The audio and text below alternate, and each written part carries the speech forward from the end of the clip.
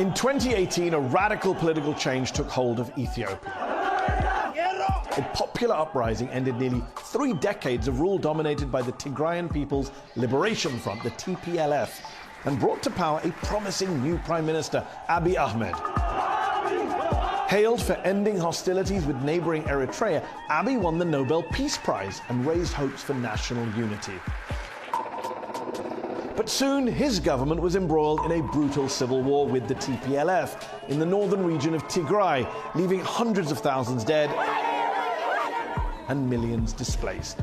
My guest tonight is one of Ethiopia's most recognizable politicians. He was the TPLF's wartime spokesman who helped negotiate a peace deal in 2022. He became Tigray's transitional president before being ousted and joining the federal government he once condemned. Now he serves as Abiy's advisor for East African affairs, as a faltering peace deal fuels renewed hostilities and the threat of a wider conflict. I'm Mehdi Hassan, and tonight I go head-to-head with Getachew Reda on his new alliance with former arch-nemesis Abiy Ahmed, and whether Ethiopia and Eritrea are on the brink of another war. Tonight, I'll also be joined by our panel of experts. Sedale Lemma, journalist and editor of the Addis Standard newspaper, Kjetil Tronvoll, professor of peace and conflict studies at Oslo New University College, and Bisrat Lemessa, founder of the think tank Nexus Forum for Research and Dialogue.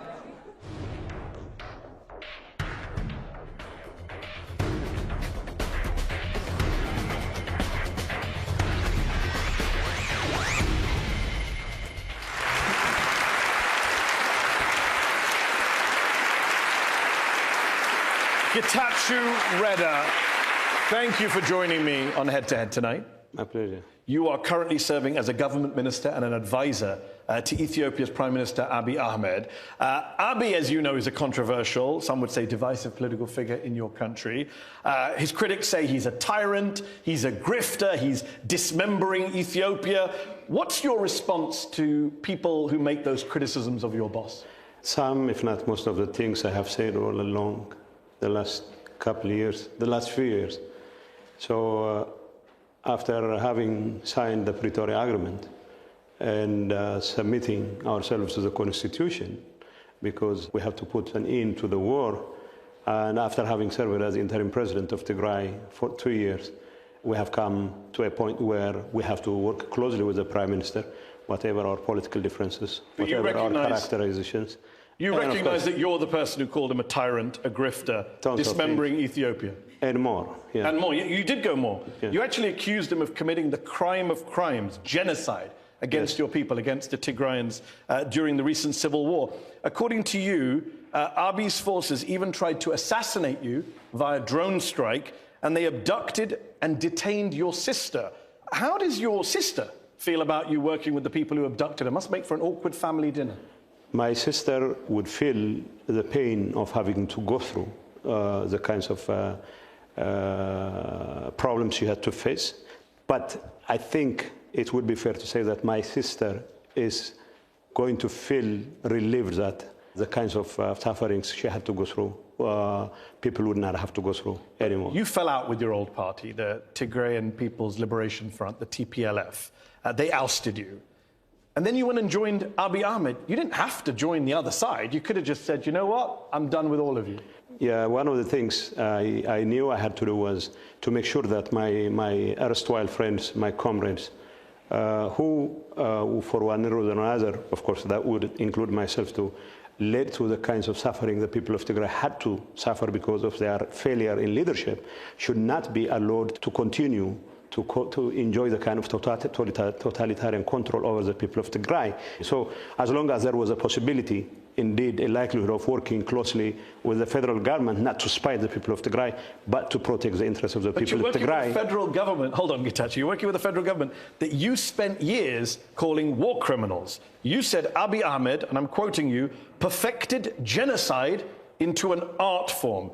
Do you stand by those genocide accusations, or have you walked them back now that you work with? Whatever the superlatives there, I know all kinds of crimes were committed in Tigray. Did Abiy Ahmed carry out a genocide? I will tell you this, as a lawyer, yeah. I cannot say who did this and that, but the crime was committed in Tigray. You're a lawyer? Yeah. Were you not a lawyer in 2021 when you said Abiy Ahmed has carried out a genocidal campaign?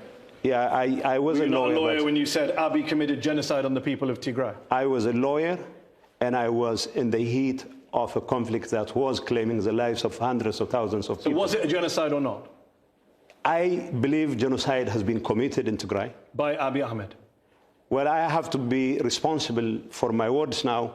So you weren't responsible And I before? am ready to stand by my position that genocide has been committed. I'm confused. Just to clarify for the audience watching, you still believe it was a genocide, yes, but you're not willing to say he did the genocide? Yes. It was a genocide that just happened by itself? No, there were so many actors involved. Okay. So what I'm saying is... Was he one of them? Well, the war on Tigray was led by Prime Minister Abiy Ahmed himself. So he led the genocide? I mean, we don't have to be that specific. We do. He led the war. That's why we invited you here, to find out your views. He led the war. He led the war. So I will give him the opportunity to genocide. defend himself in public, in court. Okay. What I'm saying is that all kinds of crimes. You mentioned... Crimes, ethnic cleansing, genocide were committed. So you're right, there were well-documented war crimes committed by the federal government, by Eritrean troops, yes, by Amhara militias. But human rights organizations in the United Nations also documented massacres of hundreds of people, including civilians, by Tigrayan forces, by your side. At the time, you labeled those claims, quote, a figment of someone's imagination. You called it a staged drama.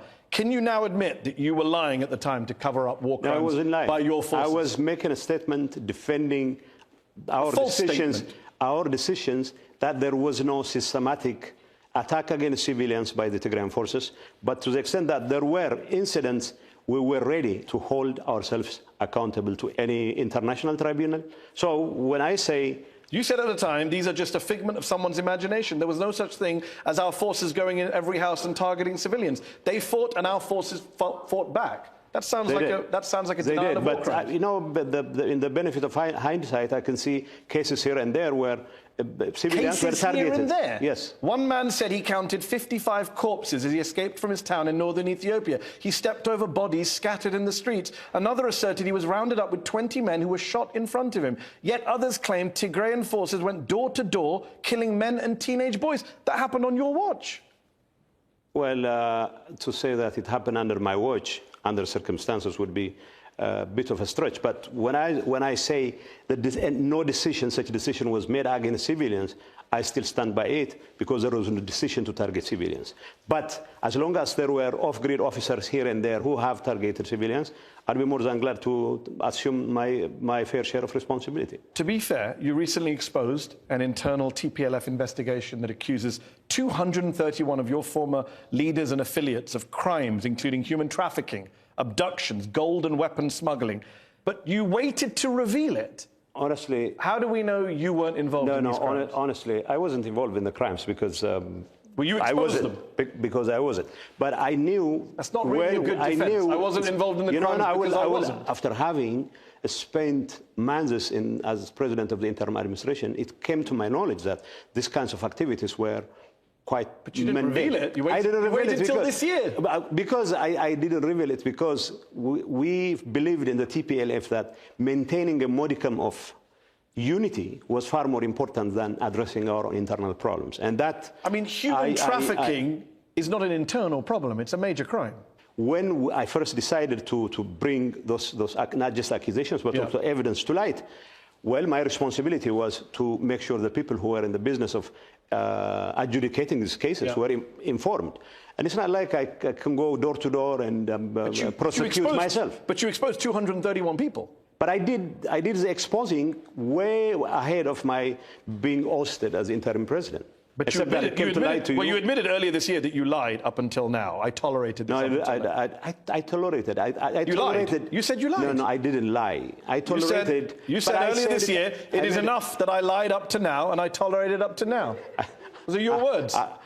Well, are you lying about having lied? Whoever translated those things to you must have overstated their case. What would you say to someone in this audience who says, you exposed 231 people in your party for committing crimes. Conveniently, none of the 231 were you. Unfortunately for whoever was making those claims, I wasn't one of them.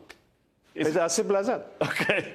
The Pretoria Agreement, the peace deal that you negotiated, signed in 2022, that pledged justice for millions of people who suffered during the war in Tigray. It's been 3 years, and none of the key promises have been fulfilled. None of the major players have been held accountable for war crimes. In fact, many of them are still in positions of power. Last month, you met with Amhara official Demeke Zudu, who Human Rights Watch has said continued the ethnic cleansing in Western Tigray even after the ceasefire, including, quote, arbitrary detention, torture, forced deportations. How can Tigrayans possibly believe that you are working in their best interest when you're meeting one of the men who's responsible for them having lost their land? Is that unheard of elsewhere?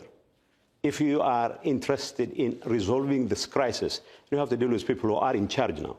I believe the federal government needs to dismantle any Amhara administration in occupied areas in Western Tigray and other parts of Tigray that are still occupied by the Amhara.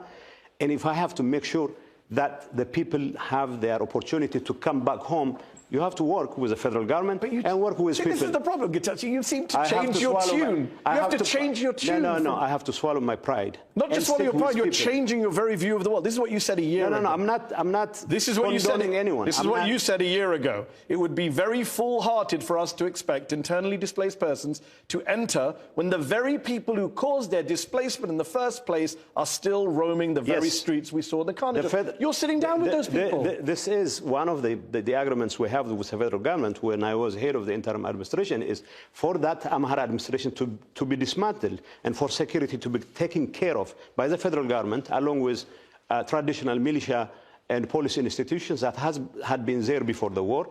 And I haven't changed my position. Demeke Zudu should not be in the business of administering that area, but if I have to create the ground for the return of IDPs with the federal government, and have to continue to work with people like him. Many Tigrayans, you know this, see you as a traitor. Thousands of people in Tigray went to the battlefield and they died. They were killed in war based on your call to arms. You urged young Tigrayans to, quote, rise and deploy to battle in tens of thousands. What do you say to the people of Tigray today who were victims of the war and who now think you betrayed them by joining the architect of their suffering, Abiy Ahmed? There are two things here. That Tigrayans had to come out en masse to defend themselves was the right thing to do. That I had to call on them to rise up to defend themselves was the right thing to do. But that, as member of the leadership, we have failed them miserably. That I will carry to my grave is I am part of the blame. And the reason why I am trying to do what I am doing right now is to make sure that not only I atone for the kinds of mistakes we have done, but also I have to do everything in my power to make sure that that sort of miscalculation will never happen again. And the thousands of youngsters who paid their lives, that could have been avoided if we were insightful enough as the leaders. Doesn't happen again.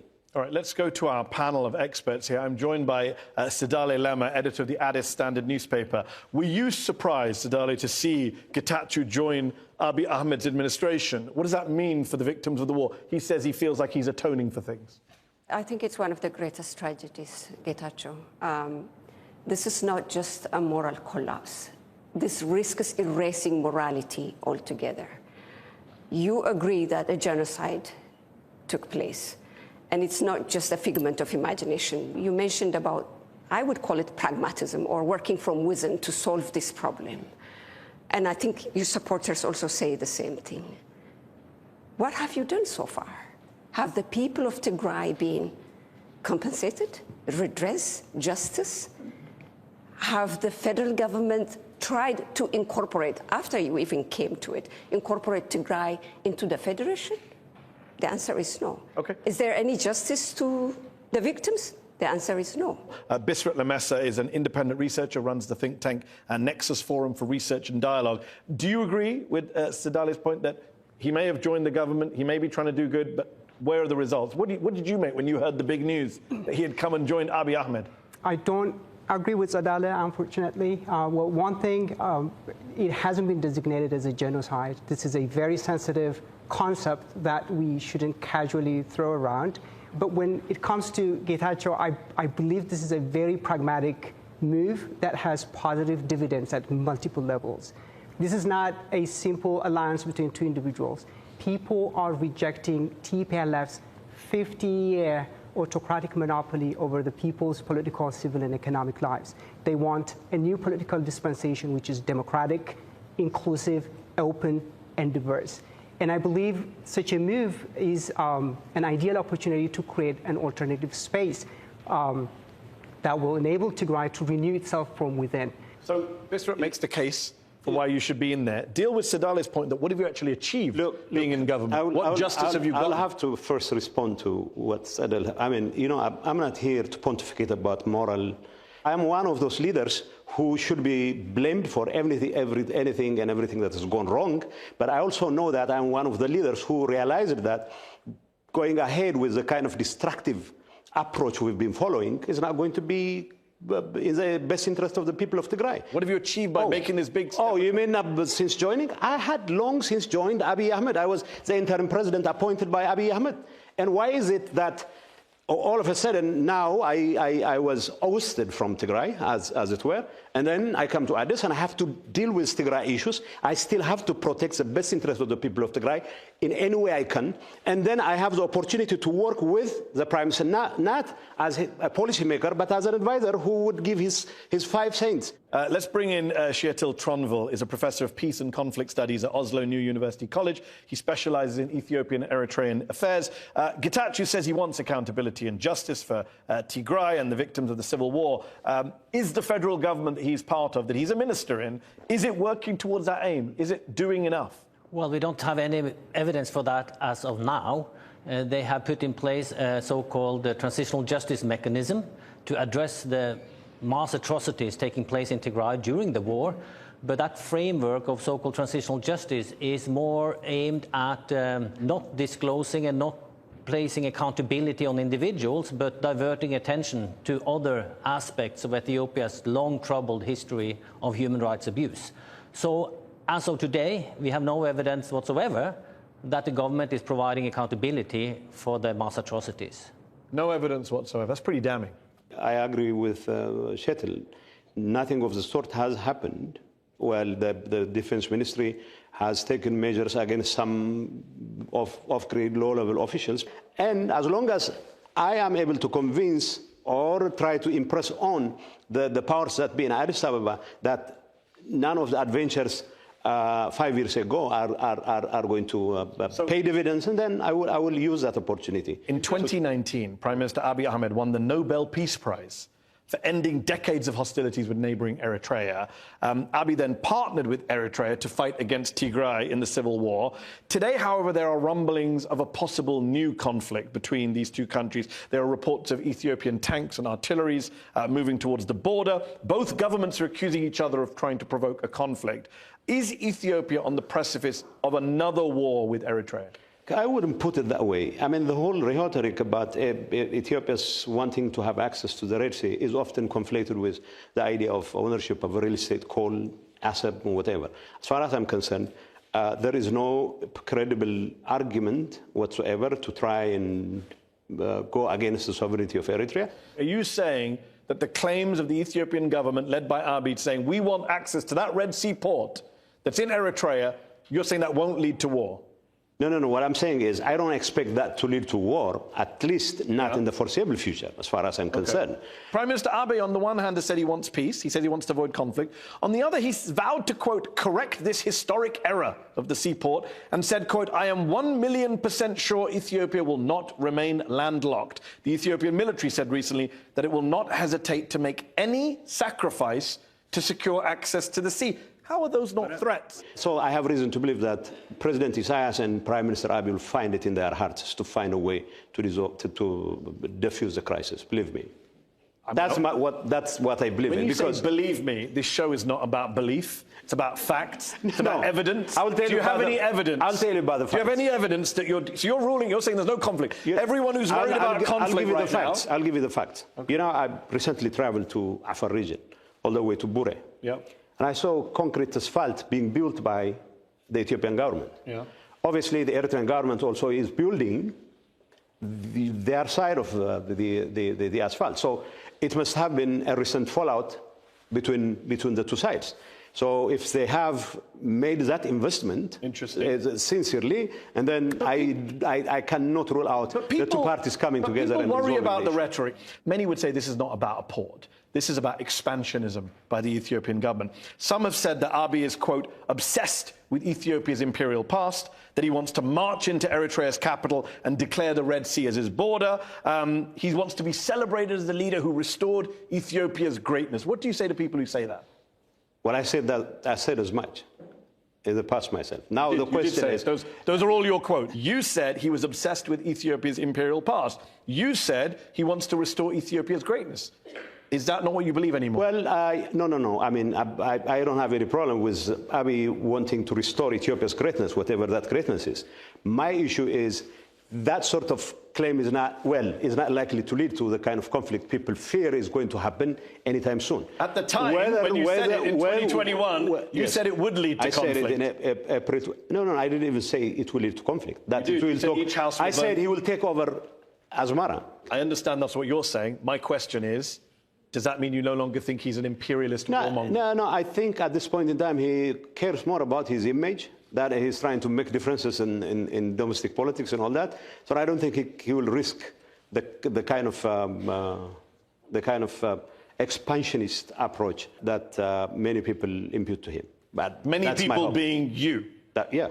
Well, in fact, I went beyond that he would take over Asmara. Okay. He hasn't taken over Asmara. So are you saying you were wrong about it? No, he hasn't taken over Asmara. If war does break out with Eritrea, should Abiy give his Nobel Peace Prize back? Well, he could. Okay. I'm not sure. Okay. Let's go back to our panel. Sadale Lema, what do you make of the tensions between Eritrea and Ethiopia? Getachew says, believe me, he's got some insider information. They're not going to go to war. Do you buy that? Are you worried? I am worried, and I think a lot of people are worried. I think the fundamental problem of the tension today is the alliances that President Isaias Afwerki and Abiy Ahmed created a war pact. And when the Pretoria Agreement was signed, it collapsed. Now the two are looking at each other. But the problem is that I think the Prime Minister made it for the first time a few weeks ago when he said that what they want is a navy base. And it's not just the port access. And this ups the ante. I want to bring in Sheetal Tronville. You study conflicts. You know both these countries very well. Do you think war is inevitable? Do you think it's avoidable? Do you buy should we call it complacency or positivity from Getachew here? No, I think the war is coming, and it's coming pretty soon. Ethiopia is now posturing and ticking off every box of claiming a right to self-defense, accusing Eritrea of destabilizing Ethiopia, accusing Eritrea of funding and arming militias, the Fano Amhara militias, accusing Eritrea to collude with the Tigrayan government or the TPLF in Tigray. The Minister of Foreign Affairs in Ethiopia submitted a letter to the Secretary General of UN, ticking off all of these issues, saying that we will be patient, we want peace, but we are not patient for too long. Sheetal says war is coming, and he's laying out that the Ethiopian government seems to be making the case for it. While I agree with his analysis, what I'm saying is war is not necessarily inevitable. The reason why I don't believe war is inevitable is because the region has more than ample experience of turning things around and making the best of bad out of erstwhile enemies. Excuse me, Mr. Getachew, the region has also ample experience with war after war after war after war, relapsing to war more than creating sustainable peace. Let me bring in Bisrat Lamesa. Let me ask you, Bisrat, when Prime Minister Abiy Ahmed says, we will correct the historic error, the mistake made 30 years ago will be corrected tomorrow. It is an existential issue. That sounds like a guy getting ready to do war. The government and also the Ethiopian people at large resent a flawed political process through which Ethiopia lost its coastal territories. So the Ethiopian government wants to sit down and discuss that with the Eritrean regime. Now, this is the problem.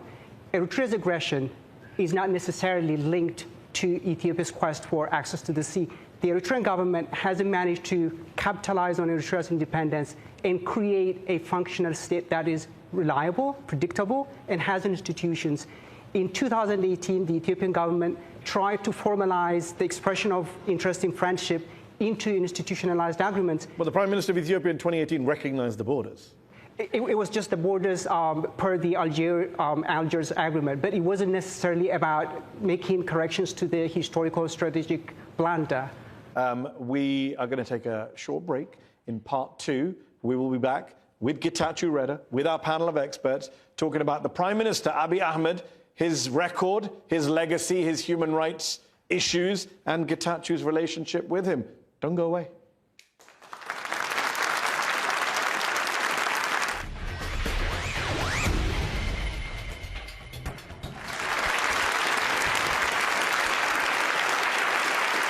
Welcome back to Head on Al Jazeera. My guest tonight is a government minister and an advisor to Ethiopian Prime Minister Abiy Ahmed, Getachew Reda. Getachew, in part 1, we talked about the prospects for war. We talked about your own record in terms of moving over from the TPLF to the current government. Let's talk about the current government. Let's talk about Prime Minister Abiy Ahmed, a man who at first was heralded as a reformer.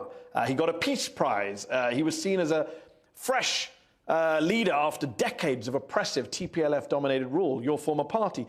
Today, though, under his rule, we're witnessing an erosion of human rights, government clashes with militia groups in Amhara, Oromia, the ongoing killing of civilians, the jailing of journalists and opposition figures. Ethiopia's economy is struggling, poverty is on the rise. Now, as you said in part 1, you support the Prime Minister in terms of trying to end conflict, especially abroad. But surely on the domestic front, you could agree that it's not going so well for Abiy Ahmed on the domestic front. Bulldozing your way out of every crisis is not going to work. So to the extent that I have a role to play, it's as much about addressing the Tigray crisis as trying to give my piece of advice to the Prime Minister. That what about all the opposition politicians and journalists who are being locked up? You used to be against that back in the day. Well, I'm still against any such move against opposition leaders. Well, you're an advisor to the Prime Minister. Have you asked him to release some of these journalists and politicians? Well, you give me a list and I definitely will do that, believe me. I'll read to you from the Committee to Protect Journalists from August. Okay. Ethiopian journalists were abducted by masked men. 2 others were detained. We are alarmed by the abduction of Ethiopian newspaper editor Jonas Amari, the arbitrary detention of journalist Qadr Mohammed Ismail, the incommunicado detention of radio host Abdul Samed Mohammed. I can keep going. Should they be released? They should be released, yeah. Well, I mean, telling me that's great, but I'm not the Prime Minister of Ethiopia. Well, I don't exactly know what the allegations against them are. Why don't you find out? I once was an information minister. I had been dealing with such kinds of issues. And I don't believe that detaining journalists for their professional work is acceptable. What about the federal MP Christian Tadale, who was taken last year, detained? He's now very ill in prison. His family are very worried about him. He's a member of parliament. He should have his day in court. Anyone who is accused of any crime should have their day in court, and they should be treated decently. You have all these tensions in Ethiopia, and some people would say undermines Prime Minister Abiy's very grand vision for unity, which is outlined in a series of books called Medema, which means coming together. Yeah. And Medema, in part, advocates for ending Ethiopia's division into ethnic states and pushing for a united country. It's very idealistic, very grand. A lot of people have criticized that pan-Ethiopian ideology. Some people call it an assimilation agenda that's been the source of the problems for Ethiopia. Other people call it bullshit. Some people say Abiy has no idea what Medema is. What do you say to those critics? Well, but the only Medema book I've read is the most recent one. So I gave my assessment of what the book stands for. You called it a noble document. Did I call it a noble document? Yeah. I said it has grand ideas, and the way to put them on the ground, to implement them, would require a serious policy debate. I wasn't endorsing any policy. I was simply saying that he has a vision. Just to be clear, the people who said it was bullshit and an assimilation agenda that's the source of the problems, and who said Abiy doesn't have any clue about Medema was, drumroll, you. Well, Medema, I mean, I'm talking about the only book I have read, and I commented on it. So why did you say in 2020 Abiy came up with Medema? He doesn't have any clue about Medema. No, he had clue about Medema, but I didn't subscribe to what he said in the Medema back then. And but you do now? I'm not even sure. Do you still think it's bullshit? No, I probably have matured enough the last 5 years to avoid the kinds of sweeping characterizations that people make, and I once made. You're a reformed man. I wouldn't say reformed, but I have grown up. You've grown. Just to be clear, when I interviewed you in 2016 for Al-Jazeera, you were a government minister, as you mentioned, spokesperson for the TPLF. For the government, for the federal government. But you were also in the TPLF. Yes. Now you're with the Abiy government, you're anti the TPLF. Next year, who knows where you'll be? People will say, how can we take you seriously? Well, you should come out, you hop. Because I will tell you this. Once what I contribute, whatever I can contribute to the betterment of the lives of the people of Tigray, if I can do whatever I can to make sure this misguided leadership, this misguided leadership doesn't end up creating the same miscalculation that landed the people of Tigray in this situation, and then I'll be gone. But gone where? To another party? No, probably to academia, to writing books and all that. Believe me, I'm not interested in the corridors of power anymore. Even now, you're not interested in political power, even though you've been in politics for 20-odd years. Even now, I don't clear my words with the Prime Minister. I don't clear my words with anyone, and I do what I do, and I say it because I think it's in the best interest of the people. On that note, critics of Abiy say he has a messiah complex. He's once said that he was divinely ordained to rule, that his mother had a vision that he would be the seventh king to unite Ethiopia. An advisor of his said Abiy believes he's God anointed. Has he said that to you? Does he tell you that he's the king? No, he said it in public. He said it in Parliament, right? Did he say it to you? No, he didn't say it to me. As a matter of fact, he was a very close friend even before he got elected. But who was what he said, Abiy was my close friend. You hated him. You said he was a genocidal warmonger, imperialist. Yeah, but weird friends you have. That doesn't change the fact that we're friends. The fact that he's a genocidal warmonger didn't change the fact that you were friends. No. I'm stating the fact. Before the genocide, you mean you were friends? Yes. And after the genocide, you're friends. Just during the genocide, you weren't friends. We were fighting each other. We're at each other's yes, and thousands of people. No. I mean, let's not belittle the whole idea of this genocide, whatever. What I'm saying is, I'm not the one belittling you. You're the one who said you used to be friends with the guy you accused of being genocidal. He didn't tell me personally that he was a messiah or anything. Do you believe he's a messiah? He said his mother told him he would once be a king. Do you believe Abiy was chosen by God to rule Ethiopia? I don't. You don't? I don't. Have you told him that? I haven't. I don't have to tell him. I mean, you kind of do. He thinks he is, and you're an advisor. Advisors normally give advice. I don't believe God has specific choices or whatever to lead. As long as you think you can lead the country and you prove your mettle, you can be leader. Has he proved his mettle? He has yet to prove his mettle. Yet to? He's been in office for several years. He's still yet to prove his mettle. This is my position. Okay. I'm not in the business of settling accounts on his behalf. I'm not in the business of. And if he watches this interview and he sees his advisor saying he's yet to prove his mettle and he may be guilty of genocide, do you think he'll fire you or keep you on? I honestly am not. I don't really care what happens as a result of that. But I have reason to believe that saying those things in public does not necessarily lead to the kinds of consequences. But like I said, I don't care what happens. I live in a country where the leader thinks he's also a king. So let's go to our panel. Sidale Lema is editor of the Addis Standard newspaper. Abiy came to power as a reformer, self-styled. You wrote a New York Times editorial a few years ago titled, "He promised peace, then he tore the country apart." What do you think his legacy is as a prime minister? Exactly what you just said now.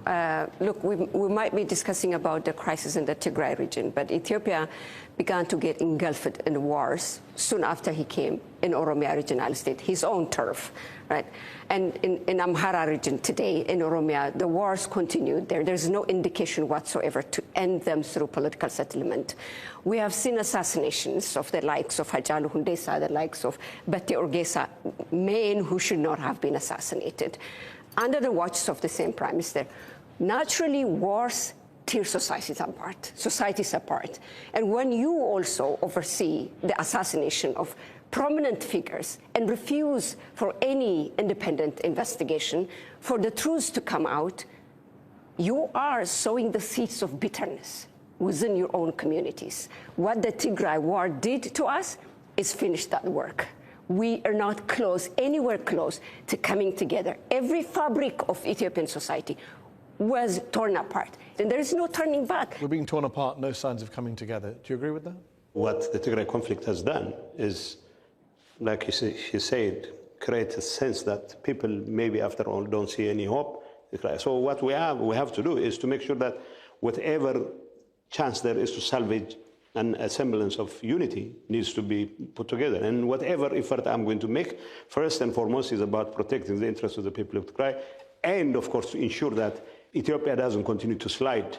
It takes engagement with whoever is in charge, Prime Minister Abiy included, to arrest this development, not to just complain about.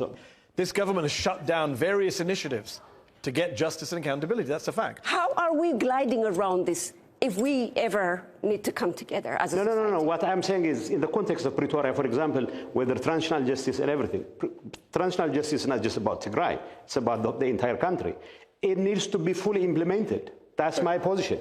I know that the challenge, but we have to engage the federal government anyway. There are other challenges related to that. Bisrat Lemesse is an independent researcher, runs the think tank Nexus Forum for Research and Dialogue. Bisrat, what do you say to people who worry there won't be free and fair elections in Ethiopia next year, that Abiy is an autocrat? What is your response to them? Well, I don't think that's a fair assessment.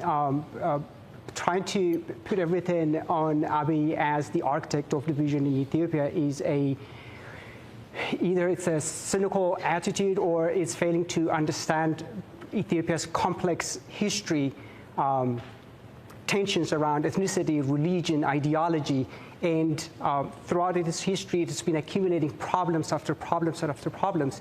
In 2018, the Prime Minister ascended to power because everybody, including TPLF leaders, recognized that the country was inching towards implosion, and change was necessary.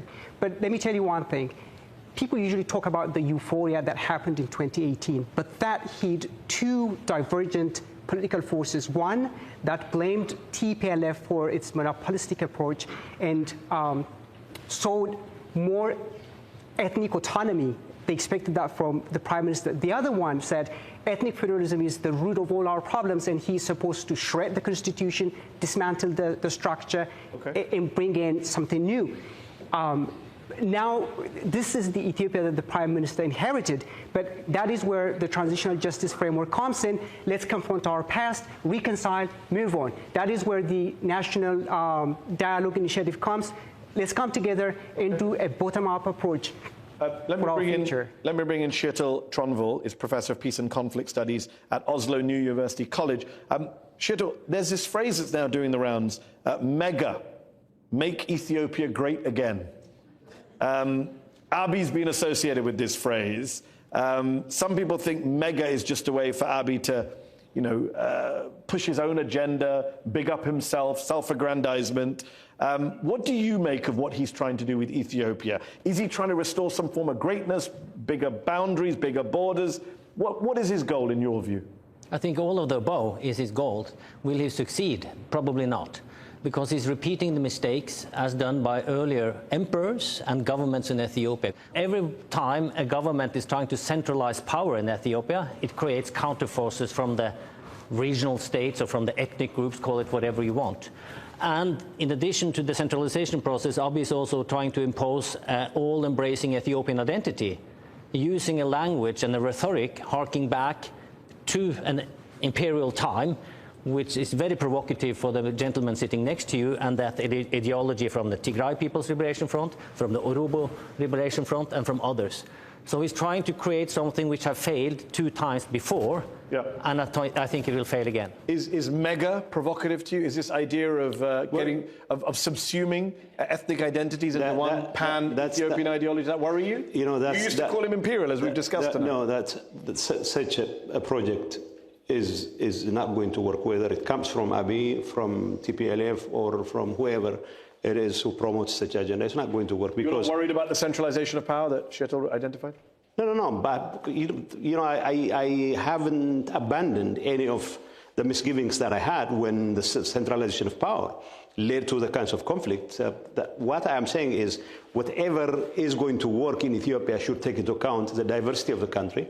We had this assessment back in EPRDF days before Abiy came to power, that the problem was a question of striking a perfect balance between maintaining an Ethiopian nationality while at the same time maintaining the level of autonomy that ethnic groups or nations and nationalities should have. And unless you maintain that perfect balance, then any project is doomed to fail. That's my position. And that is the kind of advice I would give him anyway. Okay, let's go to our very patient audience here in the Conway Hall in London. If you have questions for Getachew, please do raise your hands and I will come to you. We'll go to the lady here at the front. Domestic accountability has never happened in modern history in Ethiopia. And there were several international initiatives that were started and then ended because of the federal government's involvement internationally. The AU is one example, the United Nations was another. And then this was replaced by the domestic mechanism that we still haven't seen any prospects from. And so I'm asking, as someone who was working at Amnesty International during the conflict, looking and working with the victims of that conflict was one of the most heartbreaking experiences of my life. You were there in person. What do you say to those people now in terms of the future of their justice accountability prospects? Okay. Well, I would say the very nature of the war, especially when it comes to Tigray, is such that just domestic responsibility alone would not be able to take care of the issue of justice and accountability. There were all sorts of assortment of groups that were involved in the crimes. And to just assume that transitional justice, that only takes into account, assuming that it's going to be implemented, will take care of all the crimes. There was an African Union Commission, there was a UN Commission. The Ethiopian government lobbied to have them shut down. Well, I cannot speak for the government because this happened while I was arguing against it. What I'm saying is there needs to be... You would like to see those commissions still around? And there needs to be an international component to the quest for justice. There was. And the guy you work for lobbied to shut it down. Okay, I'm not going to cry over spilt milk. What I'm saying is, now that you don't have those institutions, we need to have an international component. So what are you calling for? What is that? Are you calling for an international tribunal, international investigation? What are you calling for? I don't have the specifics, but yeah, some kind of tribunal. Yeah, that involves, of course, the involvement of that involves international actors. Is that your personal view or is that the government's view? That's my view. I am an advisor. I'm not a policymaker. This is the same advice I would proffer to the government. What I'm saying, there needs to be an international component because the crimes involved international actors as well. It got shut down by the government you work for. Let's go back to the audience. I said I'd go to that gentleman at the back.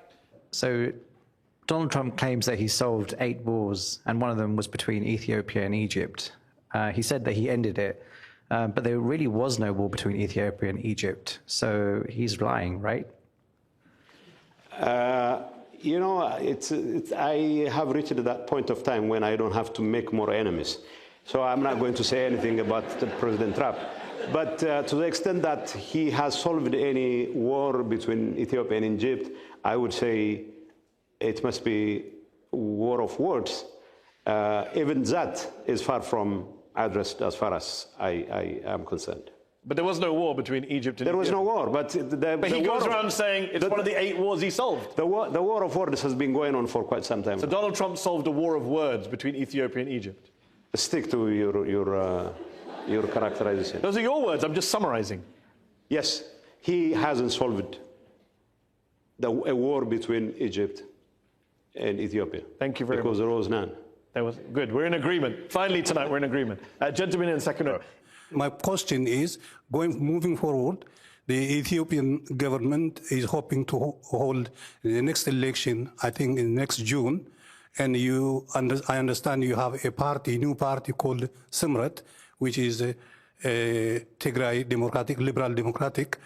Could you please explain what is being prepared in terms of you taking part in the election? And thank you.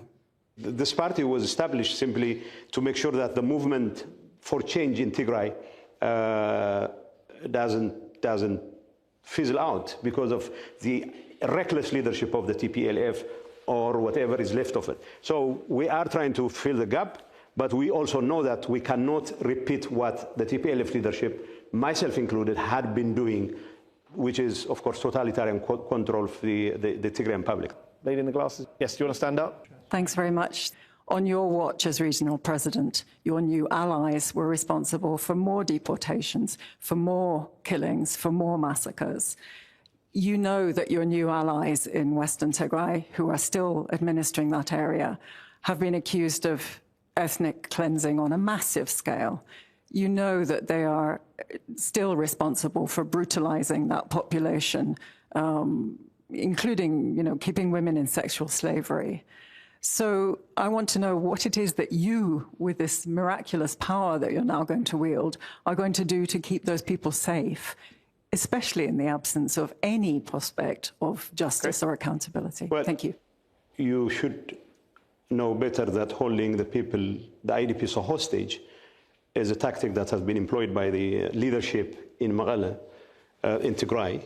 And well, while I had issues with federal government on some of the issues they were raising, we still were in agreement as interim Tigray administration with the federal government to go through that process of repatriation of IDPs. But the TPLF leadership, minus me, decided that without their former administration going to the picture, that they would not accept that. This is pretty much what happened.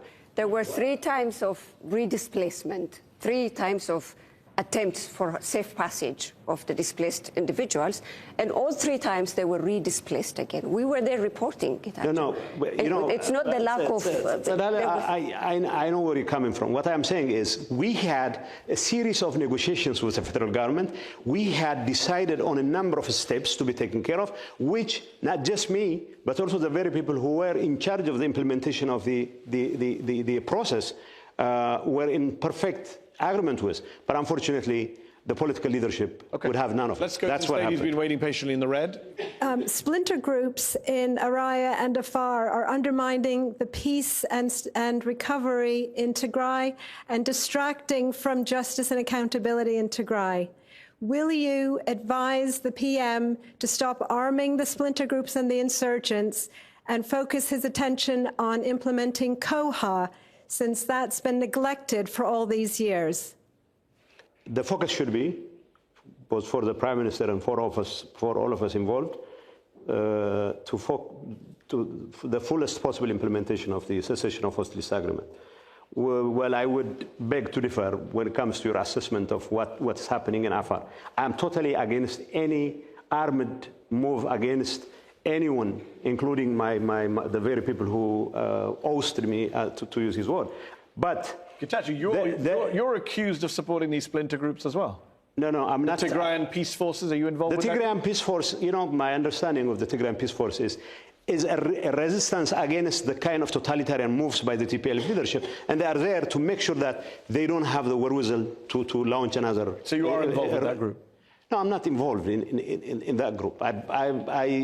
Whoever does that, I would support only if they are focused on making sure that TPLF leaders are not going to be used by the Eritrean regime to further destabilize the country, because at the end of the day, what the Eritreans are calculating is to bring the conflict into Tigray and other parts of Ethiopia, so that whatever ambitions Abiy might have, they could get away scot-free. Getachew, next year Ethiopia will hold a federal election. You've started this new party, as we heard earlier, Simrit. You've been in Ethiopian politics for almost 2 decades. Like a lot of other Ethiopian politicians, you've promised a lot of change, haven't delivered that change, as we've discussed tonight. Isn't the best path for peace and stability in Ethiopia, for people like yourself and Abiy, who've been around for a while, to just retire from politics and let a new, untainted generation take the reins? I can only speak for myself at this point in time. You are right about me and my colleagues to have to leave the scene and hand over to whoever is capable of understanding the situation on the ground and resolving issues without being tainted by whatever ugly past we have. Why did you just found a new political party? Let's just say I had to lend credibility, whatever support I have in Tigray, I need to lend that to the party. And rest assured, I will not be running for any specific office. On that note, I will have to say, Getachew Reda, thank you so much for joining us on Head to Head tonight. Thank you to our panel of experts here, and thanks all to our audience here in London's Conway Hall. You've been watching Head to Head on Al Jazeera English. Join us again for another show very soon. Good night.